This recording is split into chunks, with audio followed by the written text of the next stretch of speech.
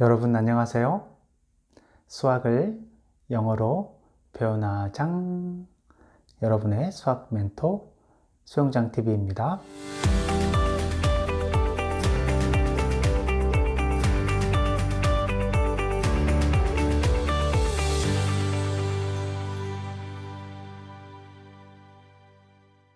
수영장TV에 오신 여러분들을 진심으로 환영합니다. 오늘은 지난 시간에 이어서 계속해서 행렬 단원을 공부할 텐데요. 오늘은 행렬 단원 중에서 역행렬에 대해서 같이 알아보도록 하겠습니다. 수영장TV 출발합니다. 화면을 보면서 설명하도록 하겠습니다. 첫 번째 화면인데요. 화면을 보시면 2x-y는 3, 그리고 마이너스 x 더하기 y는 마이너스 2라는 이러한 연립방정식이 나오는데요. 참고로 연립방정식은 영어로 System of Equation 또는 간단하게 System 이렇게도 부르는데요.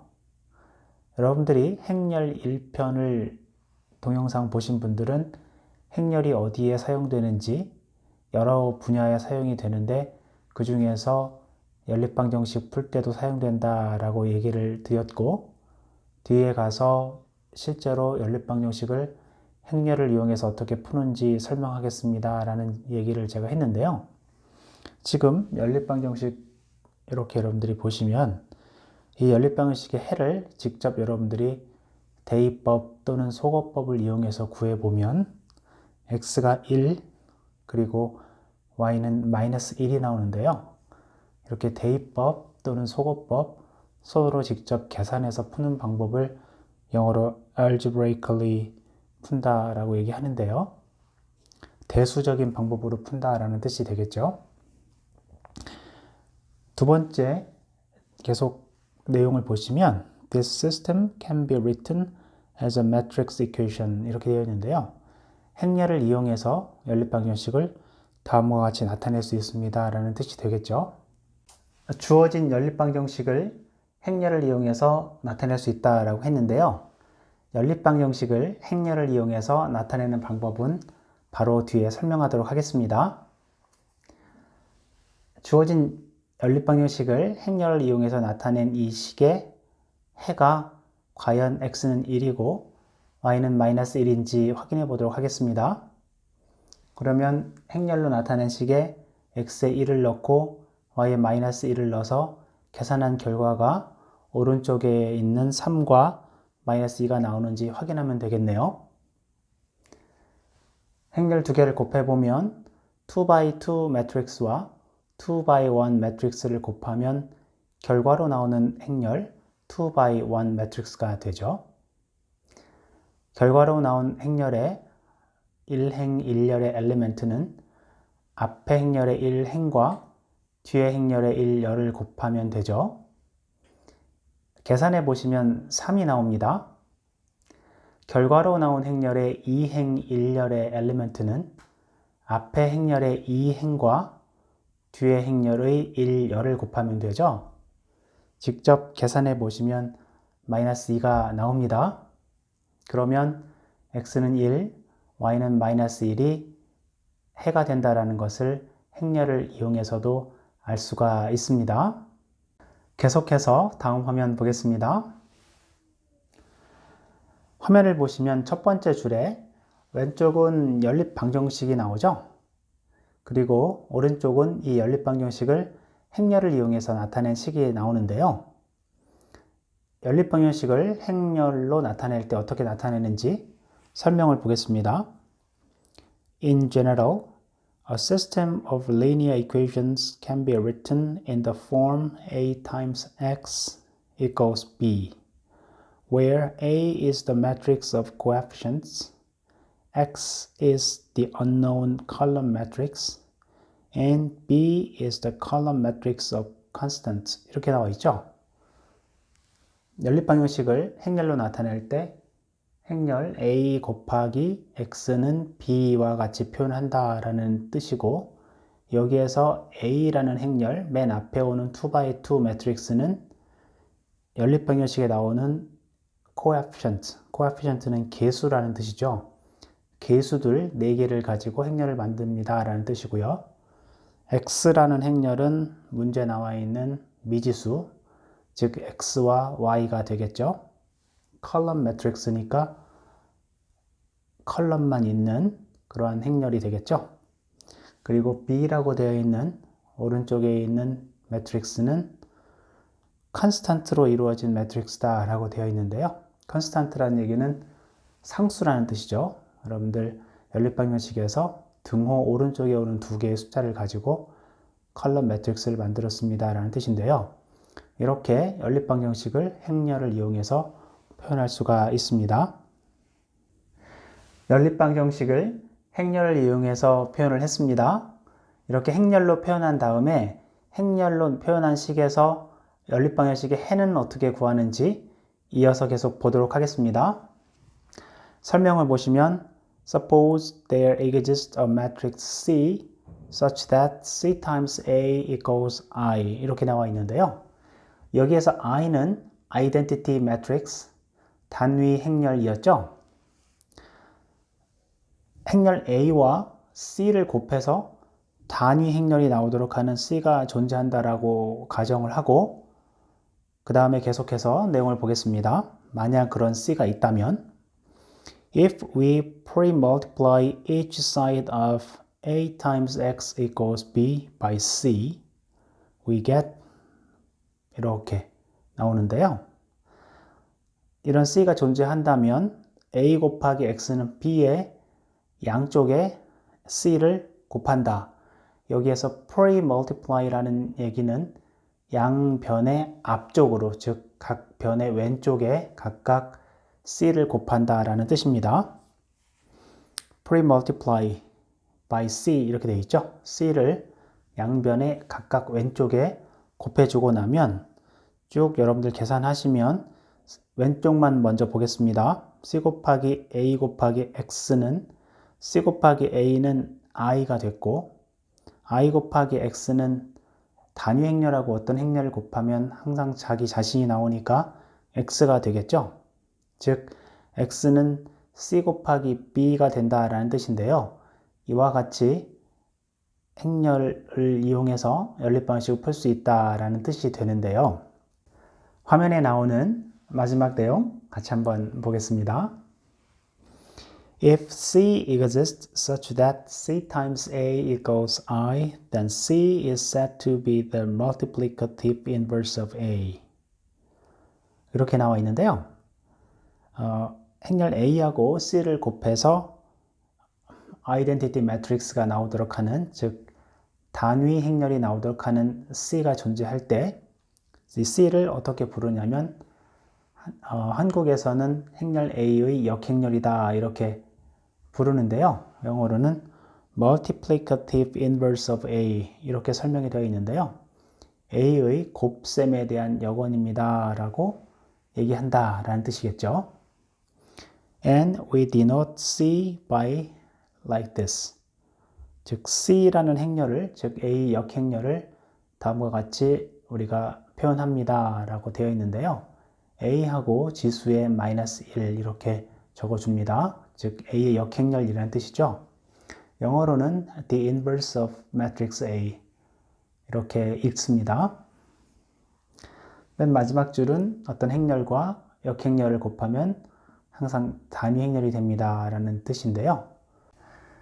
앞에서 연립방정식을 행렬을 이용해서 표현을 했고 또 행렬을 이용해서 연립방정식을 구할 때 주어진 행렬의 역행렬을 양변의 왼쪽에 곱해서 x값 그리고 y값을 구할 수 있다라는 얘기를 했는데요.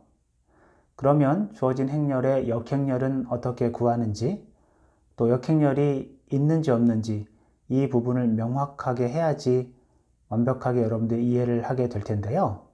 먼저 여러분들이 행렬 A를 성분을 A, B, C, D라고 하고 이 행렬의 역행렬을 구해보면 AD-BC분의 1 곱하기 A와 D는 자리를 바꾸고 B와 C는 부호를 바꿔준 행렬, 즉 AD-BC분의 1, D-B-C C, A 이 행렬이 주어진 행렬 A의 역행렬이 되는데요. 이 행렬이 역행렬인지 역행렬이 아닌지는 두 개의 행렬을 곱했을 때 단위 행렬 1001 아이덴티티 매트릭스라고 영어로 표현했죠. 이 행렬이 나오는지를 확인해 보면 되겠네요. 여러분들이 한번 곱해 보시고 1001이 나오는지 확인해 보시기 바랍니다. 여기에서 AD-BC분의 1 할 때 AD-BC라는 게 분수의 분모에 있죠. 분모는 0이 될 수가 없죠. 그래서 AD-BC가 0인 경우에는 주어진 행렬 A의 역행렬이 존재하지를 않습니다. AD-BC가 0이 아닐 때에만 행렬 A의 역행렬이 존재하는데요. 화면에 나와 있는 설명 보시면 AD-BC가 0이 아닐 때 A의 역행렬이 존재하고 A의 역행렬이 존재하는 행렬을 행렬 A가 영어로 invertible이다 또는 non-singular다 라고 얘기하는데요. Matrix A is non-singular 또는 Matrix A is invertible 이라는 표현이 나오면 역행렬이 존재하는 행렬이다 라는 뜻입니다. AD-BC가 0일 때는 역행렬이 존재하지 않는데요.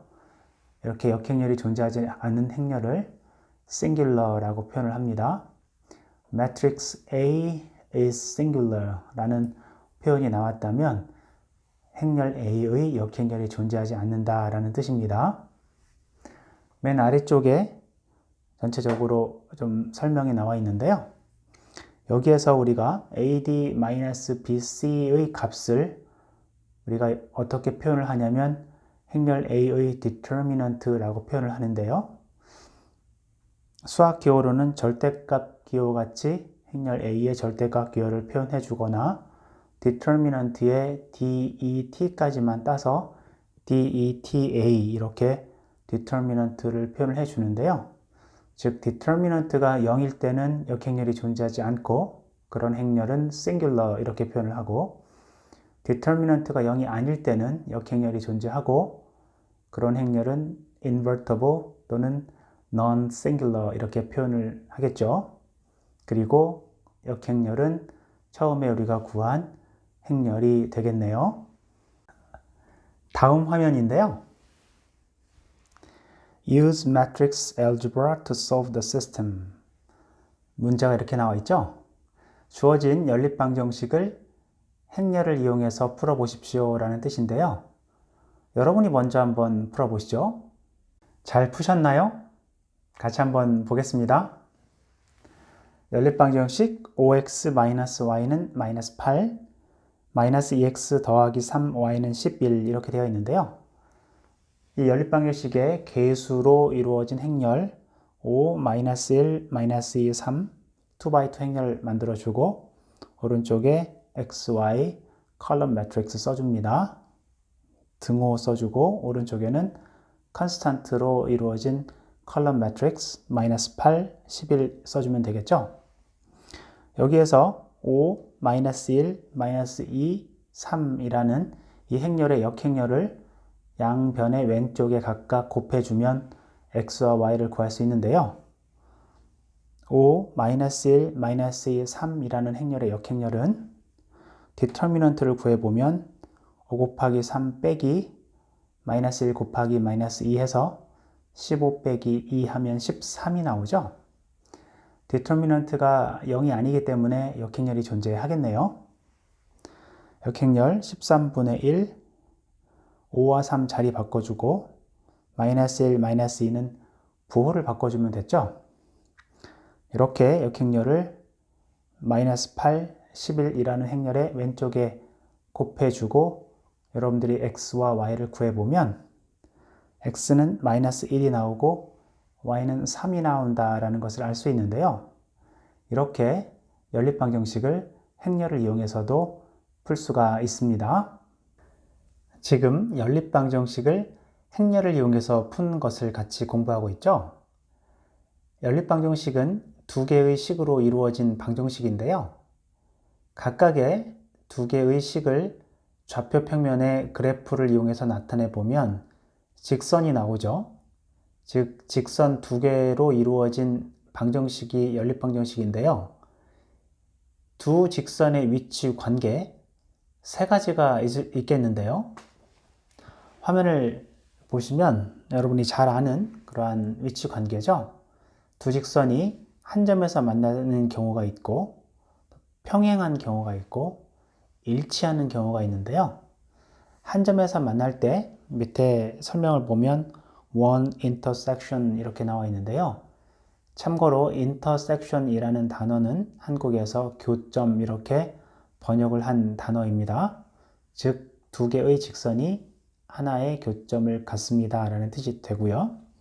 두 번째는 parallel이라는 단어는 평행하다, 즉 만나지 않는다 라는 뜻이고, 세 번째는 coincident라고 나와 있는데요.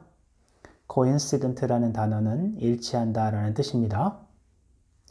계속해서 다음 화면 보겠습니다. 타이틀을 보니까 Determinant and a pair of linear equations 이렇게 나와 있죠. 연립방정식을 행렬로 나타냈을 때 앞에 나오는 행렬, 즉 2x2 행렬 계수들로 이루어진 행렬이었죠.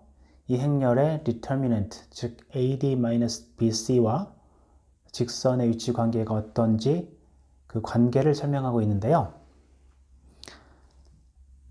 평행하지 않고 한 점에서 만나는 경우에는 역행렬이 존재합니다. 그리고 평행하거나 coincident, 일치하는 경우에는 역행렬이 존재하지 않습니다. 즉, 한 점에서 만나는 경우에 행렬은 AD-BC가 0이 아니고 AD-BC가 0이 아니다 라는 말은 invertible이라고 할 수도 있고 행렬이 non-singular라고 할 수도 있겠죠. 평행하거나 일치하는 경우는 역행렬이 존재하지 않기 때문에 AD-BC가 0이 되고, 즉 determinant가 0이 되고 그런 행렬은 singular 이렇게 부른다라고 얘기했는데요. determinant와 두 직선의 위치 관계였습니다. 이번에는 3x3 매트릭스의 determinant에 대해서 알아보도록 하겠습니다. 3x3 매트릭스의 determinant를 배우는 학교도 있고 2x2 매트릭스의 determinant까지만 배우는 학교도 있는데요. 3x3 매트릭스의 determinant를 배우는 학교의 학생들을 위해서 간단하게 설명하겠습니다. 화면을 보면서 설명하겠습니다.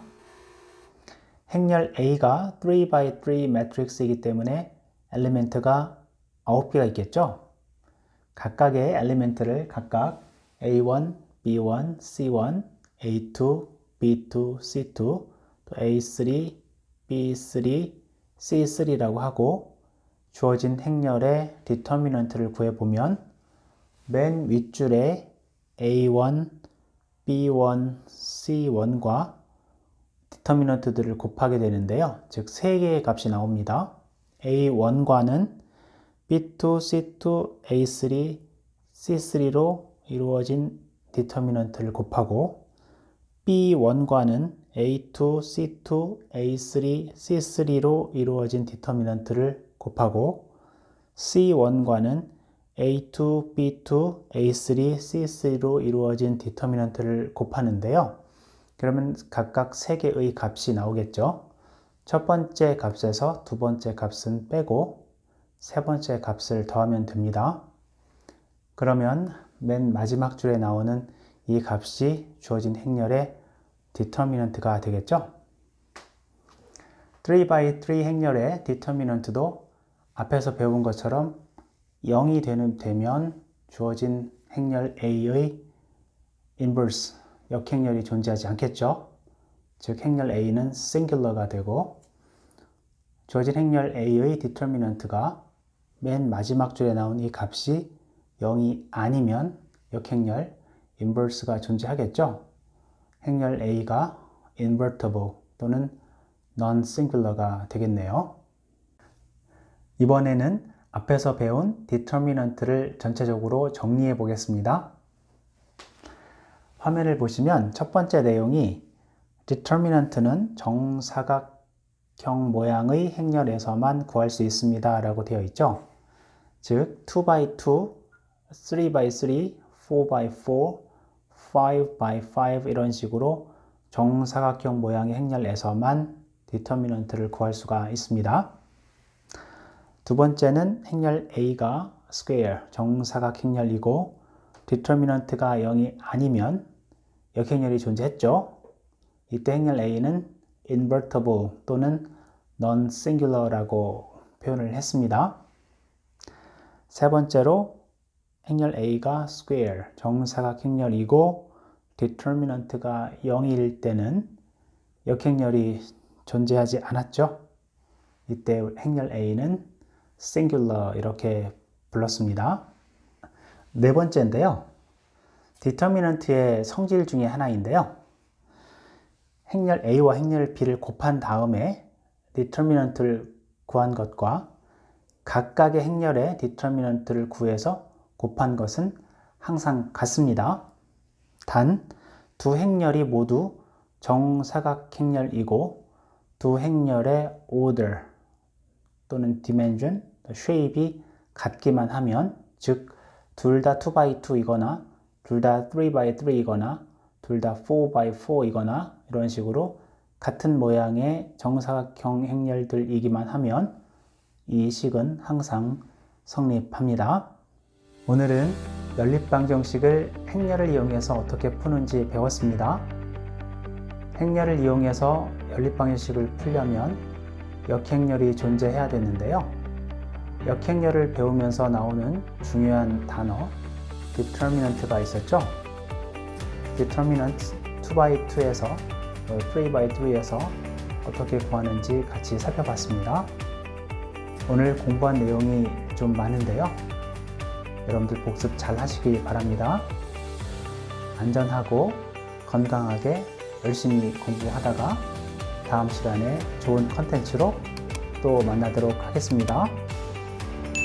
수영장에서 놀자.